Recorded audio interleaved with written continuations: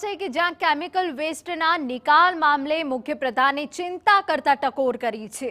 માનવજાતને નુકસાન કરીને રોજગાર નહીં કરી શકાય। તમે ઉકેલ આપો, જેટલો પણ ખર્ચો થશે તેને સરકાર ઉઠાવવા તૈયાર હોવાની વાત સીએમએ કરી છે।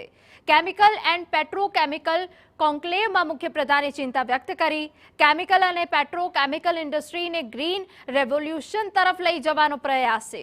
દેશમાં કેમિકલ પેટ્રોકેમિકલના ઉત્પાદનમાં ગુજરાતનું 50% યોગદાન છે।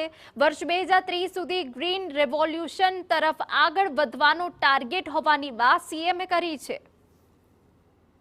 ધંધો રોજગાર એટલો આગળ વધારીશું તો મને લાગે છે કે હવે સમય આપણો નથી અને કેમિકલ સેક્ટરના તમે બધા અહીંયા હાજર છો ત્યારે એની અંદરથી કેમિકલ જે વેસ્ટ નીકળે છે એનું સંપૂર્ણપણે નાશ થાય અને વૈજ્ઞાનિક પદ્ધતિથી નાશ થાય એના માટેનો 100% વિચાર આજે અહીંયા થઈ ચૂક્યો છે કે હવે પહેલા જેવું નથી કે ભાઈ ગમે ત્યાં નાળામાં છોડી દીધું કે આ છે।